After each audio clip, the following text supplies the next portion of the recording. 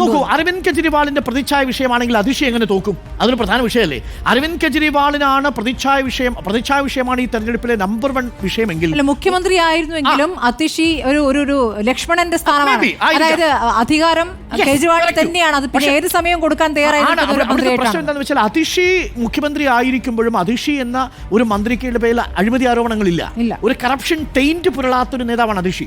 പക്ഷെ അതിഷി അവിടെ പരാജയപ്പെടുന്നു. അപ്പോൾ അതിഷി പരാജയപ്പെടുമ്പോൾ ആം ആദ്മി പാർട്ടി എന്ന് പറയുന്ന പാർട്ടിയെ പൂർണ്ണമായിട്ടും അവിടുത്തെ ജനങ്ങൾ തിരസ്കരിക്കുന്നു എന്ന് വേണം മനസ്സിലാക്കാൻ. അവരുടെ ഫിലോസഫിയെ തിരസ്കരിക്കുന്നു, അവരുടെ ഗവേണൻസിനെ തിരസ്കരിക്കുന്നു. അതേസമയം തന്നെ BJP വെച്ചിരിക്കുന്ന വാഗ്ദാനങ്ങളിലേക്ക് അവർ പോകുന്നു എന്നുള്ളതാണ്. അവിടെയാണ് ഏറ്റവും പ്രധാനപ്പെട്ട ഘടകമായി അത് മാറുന്നത് എന്നുള്ളതാണ്. എന്താണ് പ്രവർത്തിച്ചതെന്ന് കുറച്ചുകൂടി സമയം കഴിഞ്ഞാൽ കൃത്യമായി വിശകലനം ചെയ്യാൻ പറ്റും. ഉണ്ണി ബാലകൃഷ്ണൻ ഇപ്പോൾ പാതി വോട്ടെണ്ണൽ പൂർത്തിയായിരിക്കുകയാണ്. സർക്കാർ രൂപീകരണ ചർച്ചകളിലേക്ക് BJP ഇതിനകം കടക്കുകയും ചെയ്തിരിക്കുന്നു. ഉറപ്പിക്കുകയാണ് BJP ഭരണം. ഇതാ പ്രധാനമന്ത്രി 7 മണിക്ക് മാധ്യമങ്ങളെ കാണുന്നു. അതിനുശേഷം ജനങ്ങളെ അഭിസംബോധന ചെയ്യുന്നു. അതിനുശേഷം പാർട്ടി ആസ്ഥാനത്തേക്ക് അദ്ദേഹം 7:30 പോകാൻ പോകുന്നു. അപ്പോൾ വിജയം ഉറപ്പിക്കുകയാണ് ഏതാണ്ട്. നിശ്ചയമായും. കാരണം വെച്ചാൽ ഇനിയിപ്പോൾ ഒരു പിന്നോട്ട് പോക്ക് യാതൊരു സാധ്യതയില്ല എന്ന് മാത്രമല്ല, ഹരിയാന തെരഞ്ഞെടുപ്പിലെ BJPക്ക് ഉണ്ടായ വലിയ മുന്നേറ്റം, അതേപോലെ മഹാരാഷ്ട്രയിലെ മുന്നേറ്റം, ഇപ്പോൾ ഡൽഹി BJP പിടിച്ചെടുക്കുന്നു. ഈ 3 സംസ്ഥാനങ്ങളിൽ BJP 2024 തിരിച്ചടിക്ക് ശേഷം ഒരു തിരിച്ചുവരവ് നടത്തുന്നു എന്ന് പറയുന്നത് ആ പാർട്ടിയെ സംബന്ധിച്ചിടത്തോളം, NDA സംബന്ധിച്ചിടത്തോളം വളരെ പ്രതീക്ഷാ നിർഭരമാണ്.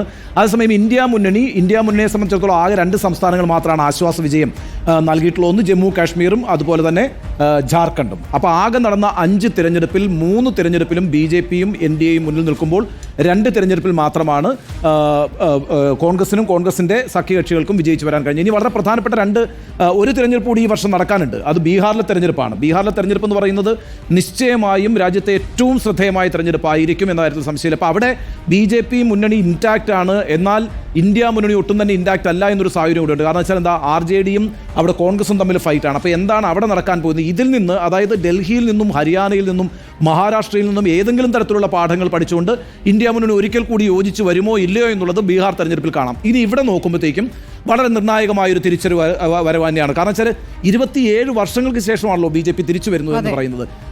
15 വർഷം കോൺഗ്രസ് അവിടെ ഭരിക്കുന്നു, 10 വർഷം ആം ആദ്മി പാർട്ടി ഭരിക്കുന്നു. അപ്പം 25 വർഷത്തെ ഗ്യാപ്പിന് ശേഷം BJPക്ക് അവിടെ തിരിച്ചു വരാൻ കഴിയുന്നു എന്ന് പറയുന്നത് BJPയെ സംബന്ധിച്ചിടത്തോളം വളരെ പ്രധാനപ്പെട്ട ഒരു കാര്യമാണ്. കോൺഗ്രസ് അവിടെ ഒരു താരതമ്യേന മെച്ചപ്പെട്ട പെർഫോമൻസ് നടത്തിയെന്ന് മാത്രമേ പറയാൻ കഴിയുള്ളൂ. അല്ലേ, 1% വർധനയുള്ളൂ. അപ്പോൾ 2% വ്യത്യാസം അല്ലേ? 4% 2% കൂടി വർദ്ധിപ്പിക്കാൻ കഴിഞ്ഞു. 6% കോൺഗ്രസിന് അവരുടെ വോട്ട് ബാങ്ക് വർദ്ധിപ്പിക്കാൻ കഴിഞ്ഞു. കോൺഗ്രസിന്റെ ഒരു പ്രോജക്റ്റ് യഥാർത്ഥത്തിൽ എന്തായിരുന്നു എന്ന് വെച്ചാൽ, ഈ തെരഞ്ഞെടുപ്പിൽ ആം ആദ്മി പാർട്ടിയെ ഇല്ലാതാക്കുക, അടുത്ത തെരഞ്ഞെടുപ്പിൽ പ്രതിപക്ഷമായി വരിക എന്നുള്ളതായിരുന്നു കോൺഗ്രസിൻ്റെ ഒരു പ്രോജക്റ്റ്. അങ്ങനെ തന്നെയാണ് ഡൽഹി കോൺഗ്രസ് കേന്ദ്ര നേതൃത്വത്തോടും പറഞ്ഞത്. നോക്കൂ, ഇപ്രാവശ്യം നമ്മളിവിടെ ഒറ്റയ്ക്ക് മത്സരിച്ച് ഒരു അടിസ്ഥാനം ഉണ്ടാക്കാത്ത പക്ഷം ഡൽഹിയിൽ കോൺഗ്രസ് എന്ന് പറഞ്ഞ പാർട്ടി ഉണ്ടാവില്ല.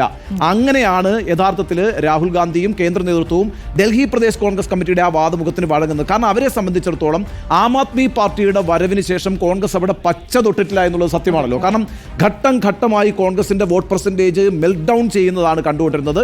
അപ്പോൾ ഒരിക്കൽ കൂടി ആം ആദ്മി പാർട്ടിയുമായി സഖ്യമുണ്ടാക്കി മത്സരിച്ചാൽ അതിൻ്റെ ഗുണഭോക്താവായി ആം ആദ്മി പാർട്ടി മാറുകയും കോൺഗ്രസ് ഏതാണ്ട് നിശേഷമാവുകയും ചെയ്യും. എന്ന് മാത്രമല്ല, ഒരിക്കൽ കൂടി കോൺഗ്രസ് അവിടെ ആം ആദ്മി പാർട്ടി അധികാരത്തിൽ വരുന്നു എന്ന് വിചാരിക്കുക. കോൺഗ്രസിന്റെ പിന്തുണയോടുകൂടി ആം ആദ്മി പാർട്ടി അധികാരത്തിൽ വന്നാൽ ആ സമയത്ത് സംഭവിക്കാൻ പോകുന്നൊരു കാര്യം വെച്ചാൽ, അധികാരമുള്ള പാർട്ടി, തുടർച്ചയായി അധികാരം പിടിച്ചുകൊണ്ടിരിക്കുന്ന പാർട്ടി എന്നുള്ള നിലയ്ക്ക്, അധികാരമുള്ള പാർട്ടി എന്നുള്ള നിലയ്ക്ക് ഡൽഹി കോൺഗ്രസിലെ നല്ലൊരു പക്ഷം ആം ആദ്മി പാർട്ടിയിലേക്ക് ചേരും എന്നുള്ളതും ആ പാർട്ടിയെ സംബന്ധിച്ചിടത്തോളം വെല്ലുവിളിയായിരുന്നു. അതുകൊണ്ട് കോൺഗ്രസിനെ സംബന്ധിച്ചിടത്തോളം ഈ തെരഞ്ഞെടുപ്പിൽ അവരുടെ ഒരു നിലനിൽപ്പിന്റെ പ്രശ്നമായിരുന്നു. അതുകൊണ്ടാണ് അവർ അവിടെ ഒറ്റയ്ക്ക് ഫൈറ്റ് ചെയ്തിട്ടുള്ളത്. ഞാൻ വിചാരിക്കുന്നത് ഇനിയിപ്പോൾ നടക്കാനിരിക്കുന്ന അടുത്ത വർഷം നടക്കാനിരിക്കുന്ന 27 നടക്കാനിരിക്കുന്ന പഞ്ചാബ് തെരഞ്ഞെടുപ്പുണ്ടല്ലോ, ആ പഞ്ചാബ് തെരഞ്ഞെടുപ്പിലും നിശ്ചയമായും കോൺഗ്രസ് അവിടെ ആം ആദ്മി പാർട്ടിയെ തന്നെയാണ് നേരിടുക. അപ്പോൾ ആ അർത്ഥത്തിൽ ട്രയാങ്കുലർ ഫൈറ്റ് ആണ് ഇനി വരാനിരിക്കുന്നത്. ബീഹാർ മാത്രമാണ് നമ്മൾ ശ്രദ്ധയോടുകൂടി നോക്കേണ്ടത്. കാരണം ബീഹാറിൽ അവിടെ ഇന്ത്യ വേഴ്സസ് BJP, ഹരിയാനയ്ക്ക് പിന്നാലെ ഡൽഹിയും പിടിച്ച് ഡൽഹി 3 തെരഞ്ഞെടുപ്പുകൾ ശക്തമായി പിടിച്ചിരിക്കുന്നു. ലോക്സഭാ തെരഞ്ഞെടുപ്പിന് ശേഷം BJPയുടെ അവസ്ഥ നന്നാക്കിയിരിക്കുന്നു. അത് മോദിയുടെ മുഖം വെച്ച് തന്നെ എന്നുള്ളതാണ്. ഡൽഹിയിൽ BJPയുടെ മുഖമായി മോദി തന്നെയായിരുന്നു. അവിടെ ഒരു മുഖ്യമന്ത്രി മുഖമില്ല. സിസോദിയ ഇപ്പോഴത്തെ അവസാനത്തെ വിവരങ്ങൾ ഇങ്ങനെയാണ്. സിസോദിയ 2438 വോട്ടുകൾക്ക് മുന്നിൽ, കേജ്രിവാൾ 430 വോട്ടിന് പിന്നിൽ തന്നെ, അതിഷി 3231 വോട്ടിന് പിന്നിൽ എന്നുള്ളതാണ്